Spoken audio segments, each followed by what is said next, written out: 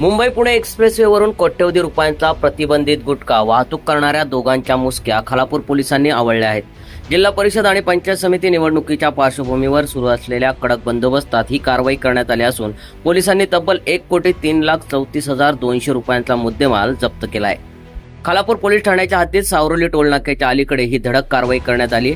MH40DC2265 या क्रमांकाच्या कंटेनरमधून अवैधरित्या 63,34,200 रुपये किमतीचा प्रतिबंधित सुगंधित तंबाखूयुक्त पान मसाला वाहतूक केली जात असल्याची गोपनीय माहिती पोलिसांना मिळाली होती.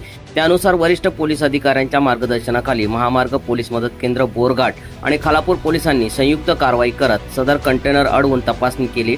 या तपासणी दरम्यान कंटेनरचे दोन्ही सील तुटलेले आढळून आले. तसेच चालकाकडे मालाची वैध कागदपत्रे तसेच बिल नसून सादर करण्यात आलेल्या इनव्हॉइसवर कोणतीही सही शिक्का किंवा पाठवणारा घेणाऱ्याचा पत्ता नसल्याने पोलिसांचा संशय अधिकच बळावला. यानंतर कंटेनर खालापूर पोलीस ठाण्यात आणून अन्न व औषध प्रशासन विभागाच्या उपस्थितीत हा पंचनामा करण्यात आला.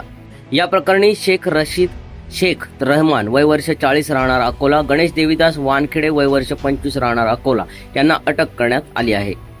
गुटखा नेमका कुठून आणला, त्याचा मूळ मालक कोण आहे, यामागे मोठे रॅकेट आहे का, याचा सखोल तपास सुरू असल्याचे पोलिसांकडून सांगण्यात आले आहे. तसेच ही कारवाई पोलीस अधीक्षक आंचल दलाल, अपर पोलीस अधीक्षक अभिजित शिवथरे, उपविभागीय पोलीस अधिकारी डॉक्टर विशाल नेहुल यांच्या मार्गदर्शनाखाली करण्यात आली असून खालापूर पोलीस ठाण्याचे पोलीस निरीक्षक सचिन पवार आणि त्यांच्या पथकाने ही यशस्वी कारवाई केली आहे. या कार्यवाही पथकात सहाय्यक पोलीस निरीक्षक स्वप्नील पाटील, पोलीस उपनिरीक्षक नितीन सांगळे, पोलीस हवालदार बाळा जाधव, दिनेश भोईर, शिवाजी बोडके, संदेश कावजी, दशरथ मोकल, पोलीस शिपाई कृष्णा मुंडे, पुष्पलवार आदी उपस्थित होते.